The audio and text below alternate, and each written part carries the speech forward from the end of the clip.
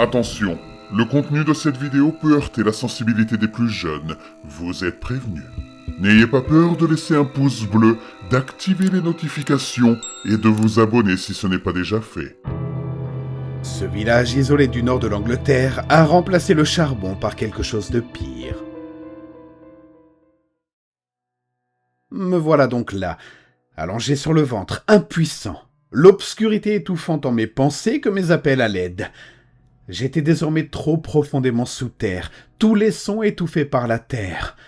Alors que mes derniers instants approchaient, je me mis à réfléchir à la manière dont j'avais pu bien me retrouver dans cette situation. J'avais récemment reçu un tuyau m'invitant à enquêter sur une petite ville du nord de l'Angleterre. C'était une petite ville silencieuse, à peine visible sur les cartes, que j'avais pu me procurer. L'histoire de cet endroit était aussi obscure que ce lieu lui-même. La seule information que j'avais reçue concernait la construction de la centrale électrique achevée au début des années 80. Avant ça, la ville dépendait fortement du charbon de ses mines pour réchauffer ses habitants pendant les hivers rigoureux et éprouvants. Cependant, la nouvelle la plus frappante qui semblait hanter la ville étaient les divers signalements de personnes disparues et la poursuite supposée de l'exploitation des mines de charbon malgré leur fermeture depuis longtemps. Des récits faisaient état d'une épaisse fumée noire s'échappant de derrière les crêtes grises qui se dessinaient à l'horizon, de l'autre côté des champs entourant la ville. Je ne parvenais toutefois pas à établir de lien entre les personnes disparues et ces signalements concernant l'exploitation des mines de charbon désaffectées. J'avais désespérément besoin d'argent. Alors je me suis aventuré dans cette ville avec l'intention d'enquêter de fond en comble sur ces soupçons de disparition. J'ai commencé par l'endroit le plus approprié qui me venait à l'esprit, les champs. Ces champs s'étendaient à perte de vue, sillonnés de sentiers sinueux qui traversaient les hautes herbes et les marécages, tous menant vers les crêtes. On m'avait également prévenu au préalable de la présence de nombreux marécages dans ces champs. C'est donc en gardant cela à l'esprit que j'ai entamé mon enquête sur l'un des sentiers, qui avait été transformé en une boue glissante par le passage de nombreuses personnes, sans doute des randonneurs. On dirait un endroit idyllique et pittoresque, à condition bien sûr que le temps soit au beau fixe. À ce moment-là, le ciel était couvert et gris, telle une couverture lugubre drapée sur le soleil qui semblait avoir disparu. Bienvenue en Angleterre du Nord. La majeure partie de mon voyage s'est déroulée sans incident. Les mêmes images d'herbes hautes, d'arbres dégingandés et de collines ondulantes ont défilé devant mes yeux pendant des heures. Jusqu'à ce que, par un hasard du destin, je m'égare sur un sentier qui semblait intact. Une simple ligne d'1 mètre de large que je considérais comme un chemin. Je m'étais probablement égaré sur ce sentier alors que mon esprit vagabondait lui aussi. Avec un profond sourire, je me suis réprimandé pour mon manque d'attention, me rappelant l'avertissement concernant les marais que les habitants m'avaient donné. Avec une prudence retrouvée, je me suis préparé à faire demi-tour quand quelque chose de très étrange a attiré mon regard périphérique. C'était une touche de couleur qui se détachait nettement de l'herbe verte ordinaire. C'était bleu ciel. En tournant brusquement la tête pour fixer cet objet qui semblait hors de propos, je vis qu'il s'agissait d'un pull à manches longues. Sa couleur n'était pas aussi vive que je l'avais d'abord cru. Le bleu avait foncé et pris un aspect terne, sans doute à cause, comme je le supposais, d'années d'exposition aux intempéries. Mais pourquoi ce pull était-il là ? Il semblait appartenir à un adulte et donnait l'impression d'être là depuis un certain temps, avec des traînées de saleté qui souillaient la laine dont il était fait. Je ne l'ai pas touché. Je me suis contenté de le fixer, la curiosité grandissant lentement dans mon esprit. J'ai simplement levé l'objectif de mon appareil photo et pris une photo rapide. La piste effacée m'invitait à continuer. Peut-être y avait-il d'autres objets intéressants plus loin sur ce chemin ? J'ai continué mon chemin et découvert d'autres vêtements éparpillés négligemment. Mais ils ne semblaient pas appartenir à la même personne. Tous étaient de tailles différentes, certains semblant appartenir à de jeunes enfants, et d'autres à des personnes plus corpulentes. J'ai pris une photo de tout ce que j'ai trouvé. Je pris soudain conscience que le soleil se couchait rapidement autour de moi. Il se faisait tard et je devais faire demi-tour. Je n'avais rien trouvé d'autre et je commençais à regagner mon point de départ. À ce propos, où étais-je donc ? Perplexe, je jetai un coup d'œil derrière moi pour constater qu'il n'y avait plus de sentier, seulement des hautes herbes et une rangée d'arbres. Perplexe, je me mis à chercher sans but, essayant de trouver un repère qui me permettrait de retrouver mon chemin, mais il n'y avait rien. Autour de moi s'étendait le même paysage monotone d'arbres, d'herbes et de collines.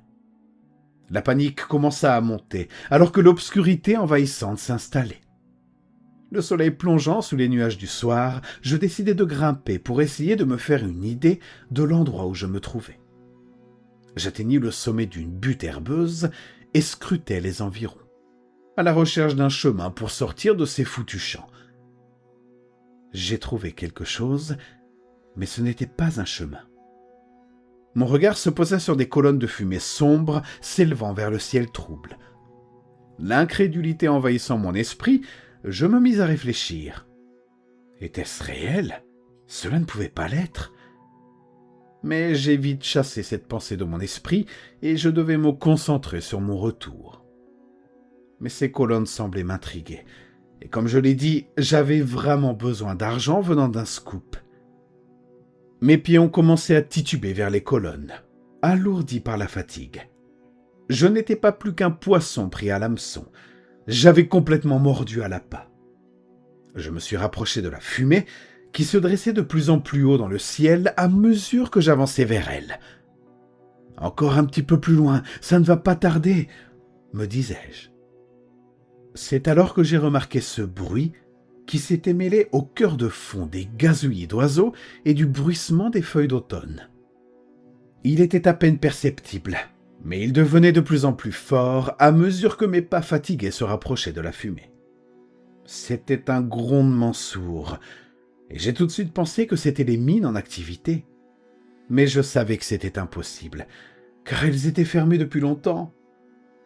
Mettant cette pensée de côté, je continuai à avancer vers la fumée noire. Je traversais les champs depuis des heures, sans aucun changement de décor pour réjouir mes yeux. C'était la même herbe partout. Jusqu'à ce que je remarque un changement brusque dans le paysage. Le terrain verdoyant s'estompait pour laisser place à un paysage couleur asphalte. J'étais arrivé à destination. Les anciennes mines de charbon. Une étendue plate s'étendait devant moi. Je courus jusqu'au bord de ce terrain vague plat pour découvrir un grand cratère percé d'ouvertures sur les côtés. Je compris immédiatement de quoi il s'agissait. Je venais également de remarquer que la fumée avait cessé, tout comme le grondement. Curieusement, j'ai eu l'idée d'explorer l'un des puits de mine. Avec le recul, c'était une idée stupide, mais j'ai tout de même mis mon plan à exécution. Mon stupide plan. Je me suis frayé un chemin avec prudence le long de ce cratère, en direction de l'une des ouvertures. Celle-ci était masquée par des épines et de la végétation, et était à peine visible. J'ai décidé de me faufiler à travers une brèche à peine perceptible dans ce mur de végétation. Au prix d'un effort considérable, j'ai réussi à me glisser à travers, et je suis ressorti de l'autre côté, dans l'obscurité totale, couvert d'égratignures et de saleté. Faisant appel à mon sens de l'initiative, j'ai éclairé les lieux avec le flash de mon appareil photo. Cela me donnerait au moins une idée de l'endroit où je me trouvais.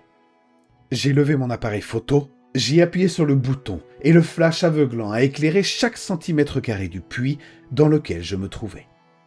Les parois étaient gris cintrées, soutenues par des poutres en bois qui, étonnamment compte tenu de leur âge, n'étaient pas pourries. En fait, elles semblaient neuves. Comme si quelqu'un continuait à les entretenir. Mais comment était-ce possible ? En tâtonnant les murs avec mes mains, j'ai avancé à tâtons dans le tunnel, m'enfonçant tant bien que mal de plus en plus profondément. À mesure que je m'enfonçais, une odeur a commencé à envahir les lieux. devenant de plus en plus âcre à mesure que je descendais. Elle est devenue si forte que j'ai commencé à avoir des hauts-le-cœur. Des violents hauts-le-cœur. Alors que j'étais sur le point de vomir, j'ai réalisé que ça sentait quelque chose de mort. Mes pieds ont touché un sol plat et la descente s'est brusquement arrêtée. J'ai levé mon appareil photo, une fois de plus, et j'ai déclenché le flash. J'aurais pu faire demi-tour à ce moment-là, et j'aurais bien aimé l'avoir fait. Mais j'ai découvert où étaient passées les personnes disparues. J'ai vu des piles de cadavres, empilés les uns sur les autres, leurs vêtements déchirés et en lambeaux. Ils avaient été traînés jusqu'ici, comme en témoignaient les égratignures et les coupures visibles sur leur peau. Un incinérateur se trouvait juste à côté de ce spectacle horrifiant. Tendant les mains à contre-cœur, j'en touchais la surface. Je bondis immédiatement en arrière, en découvrant qu'elle était brûlante. La source de l'odeur avait également été découverte en même temps que les corps. Des larmes me montèrent aux yeux et me piquèrent alors que l'odeur s'intensifiait. L'odeur de la pourriture. La poussière de charbon que mes doigts avaient touchée d'innombrables fois, ce n'était pas de la poussière de charbon. En fixant mes mains tremblantes, je constatai qu'elles n'étaient pas couvertes de charbon, mais de cendres de corps calcinés. J'avais toujours trouvé étrange de ne pas avoir trouvé le moindre morceau de charbon. Certes, l'endroit était abandonné depuis longtemps, mais cela ne signifiait pas pour autant que la source de charbon s'était tarie. Il aurait dû y avoir au moins quelques traces de charbon ici. Mais non, il n'y avait rien. Seulement de la poussière de charbon. C'est alors que la prise de conscience m'a frappé comme un marteau sur une enclume, en voyant des étincelles d'horreur dans mon esprit. Il n'y avait jamais eu de charbon. Je savais désormais comment la ville était chauffée pendant l'hiver, et cette pensée me rendait malade. Les habitants avaient tous été trompés et alimentés en énergie tandis que leurs semblables brûlaient ici. Je passai alors à la pensée suivante qui occupait mon esprit. L'installation était toujours en service. Il était trop tard lorsque j'en ai pris conscience, et aveuglé par le choc, je n'avais pas entendu les pas furtifs derrière moi, mais j'entendis les mots qui me glacèrent le sang. « Tiens, du nouveau combustible pour le feu !»